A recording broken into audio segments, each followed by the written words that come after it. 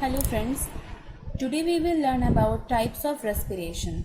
In last session, we have discussed about breathing and respiration. Also, the differences between breathing and respiration.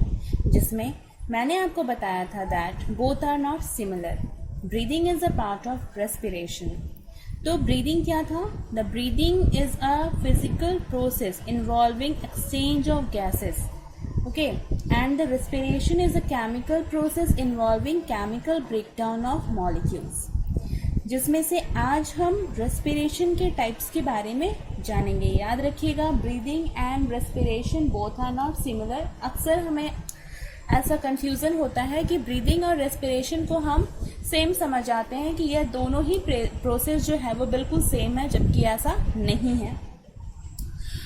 आज हम जानेंगे रेस्पिरेशंस के type के बारे में.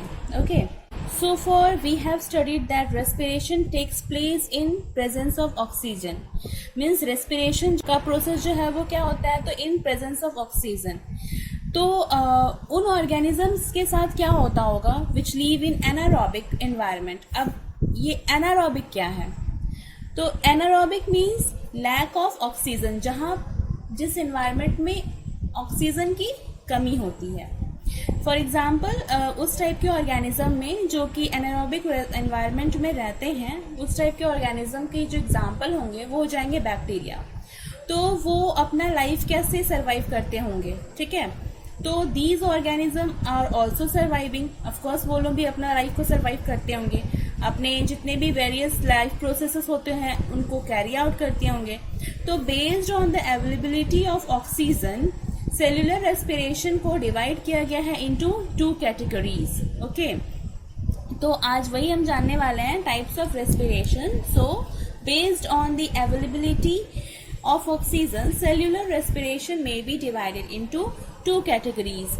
तो जो सबसे पहला कैटेगरी है ना, दैट इज एरोबिक रेस्पिरेशन. जो पहला है वो क्या है, एरोबिक रेस्पिरेशन. ओके, और जो हमारा दूसरा पार्ट है दैट इज एनारोबिक रेस्पिरेशन. जो दूसरा है दैट इज एनारोबिक रेस्पिरेशन. तो आइए सबसे पहले जानते हैं एरोबिक रेस्पिरेशंस के बारे में. एरोबिक रेस्पिरेशन के बारे में जानते हैं that it is a process of cellular respiration that uses oxygen. ये क्या करती है, तो इसमें ऑक्सीजन की यूज ज़्यादा होती है in order to break down respiratory substrate which then release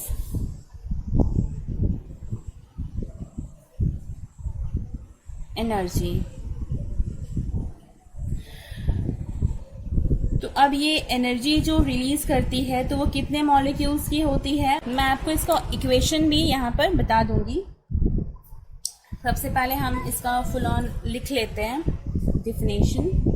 38 molecules of ATP are released for every glucose molecules broke down. It takes place in the cytoplasm, जब इसकी ग्लाइकोसिस होती है,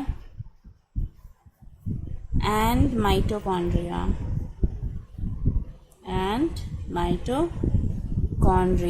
of the cell. It involves complete breakdown of glucose molecule into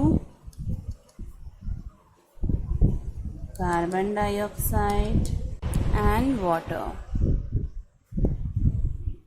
आइए जानते हैं equations के through. The equation of aerobic breakdown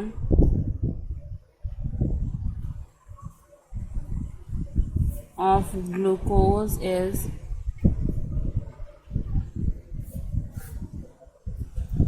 सबसे पहले क्या होगा, तो फूड जो कि ग्लूकोज के फॉर्म में रहती है उसका पहले ग्लाइकोलिसिस होगा, ग्लाइकोलिसिस। ओके, तो वो क्या बनेगी, तो पायरुविक एसिड। उसके बाद इन माइटोकॉन्ड्रिया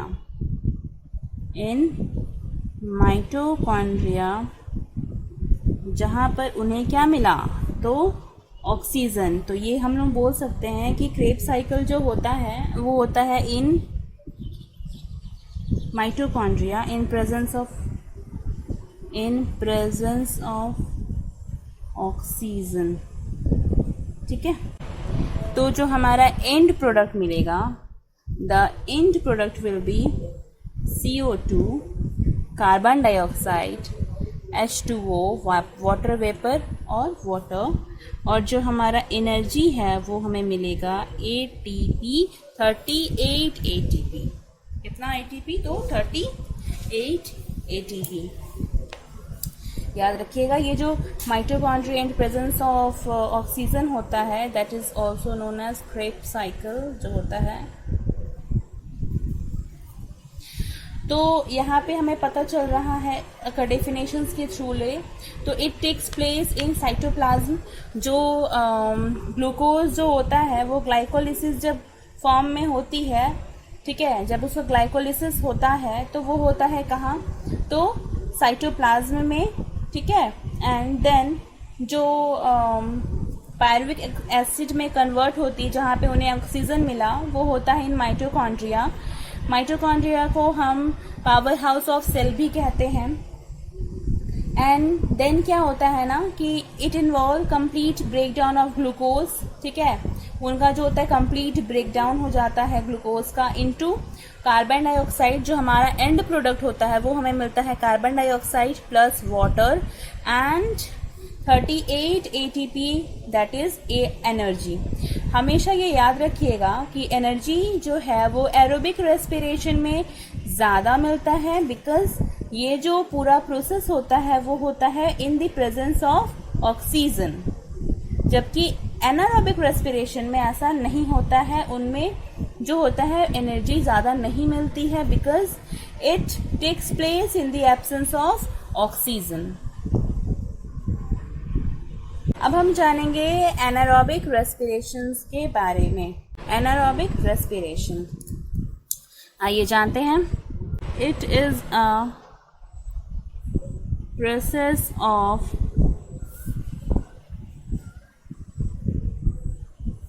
सेल्यूलर रेस्पिरेशन। ये भी सेल्यूलर रेस्पिरेशन का ही प्रोसेस होता है, पार्ट होता है, that takes place in the absence of aerobic respiration में क्या था ना, प्रेजेंस ऑफ ऑक्सीजन में ये प्लेस लेती थी, बट ये absence of oxygen, lack of oxygen जिसे हम कहते हैं। ओके, साथ से इसमें क्या होता है ना, there is incomplete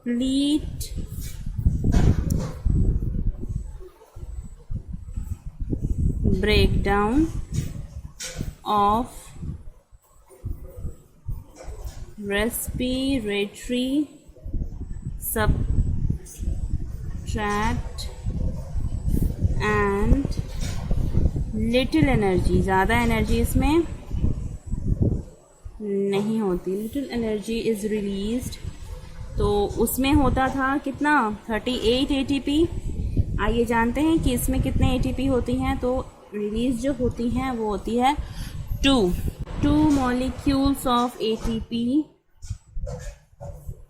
are released for breakdown of every glucose molecule. It takes place in the cytoplasm of the cell। ठीक है, इसमें क्या होता है ना, माइटोकॉन्ड्रिया इन्वॉल्व नहीं रहती है, तो लिखेंगे mitochondria is not involved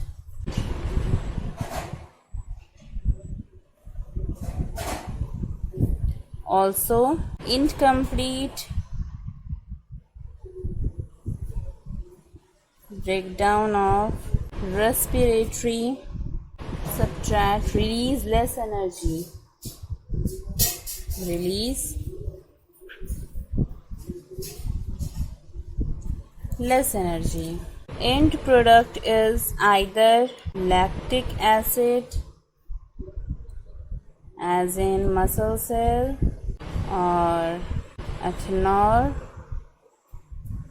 as in yeast. ये भी हम समझेंगे with the help of this equation.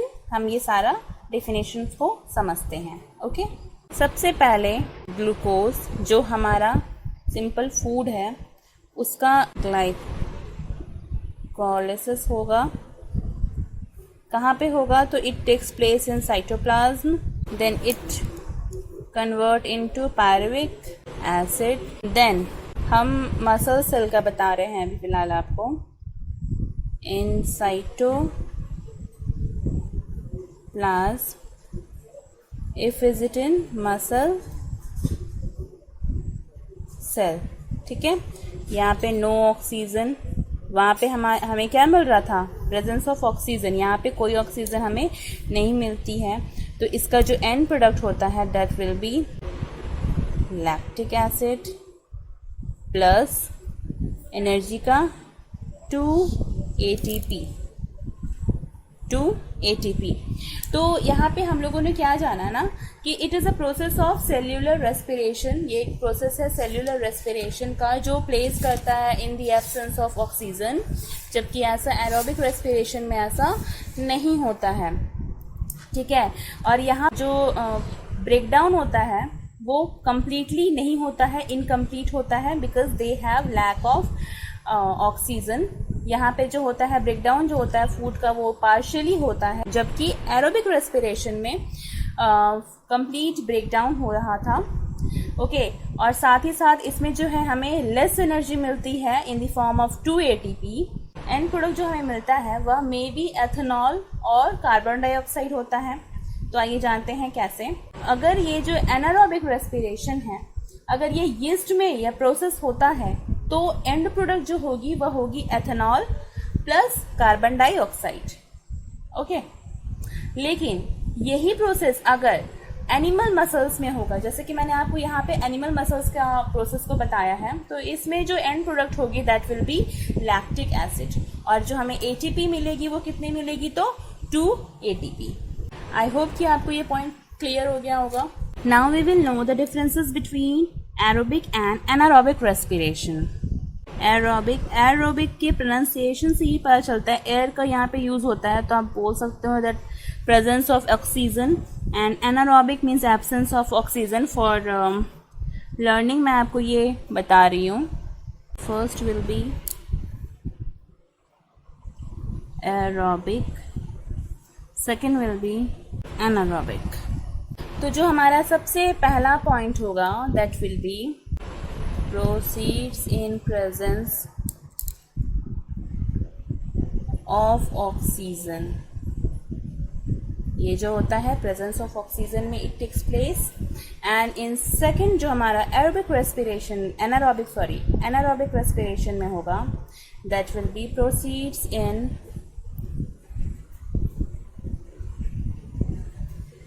absence of oxygen. ठीक है, the second will be, इसमें जो होता है कंप्लीट ब्रेकडाउन होता है ग्लूकोज का, तो हम लोग यहाँ पे लिखेंगे complete breakdown of glucose. Other side जो होगा that will be incomplete breakdown of glucose.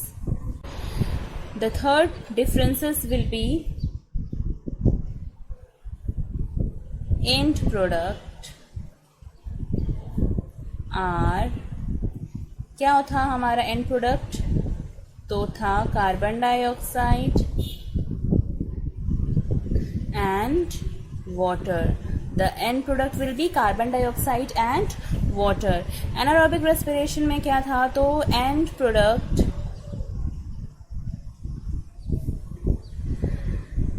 Are ethanol. If this process takes place in yeast and carbon dioxide and other side कि अगर ये मसल सेल्स में होगा तो क्या किस में होगा, तो lactic acid. If is it in muscle cell of animals. Okay. The fourth point will be energy. Okay, energy कितनी मिलती है, तो energy liberated in large quantity because it takes place in the presence of oxygen. इसलिए energy जो है वो ज़्यादा मिलती है. कितनी मिलती है, तो 38 ATP from 1 mole of glucose. Other side in anaerobic respiration में क्या होता है कि energy liberated in small quantity because it takes place in absence of oxygen. तो ATP कितनी होगी, तो 2 ATP from 1 mole of glucose. The last point will be occurs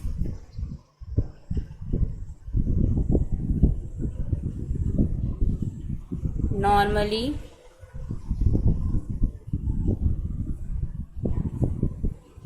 throughout life. ठीक है. और जो एनारोबिक रेस्पिरेशन में होता है occurs temporarily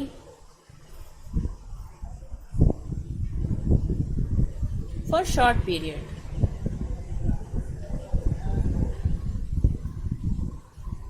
So this was the differences between aerobic and anaerobic respiration. I hope कि आपको respiration के types, उनके definitions और उनके differences कि क्या differences है aerobic respiration में and anaerobic respiration में, ये doubt आपका clear हो गया होगा.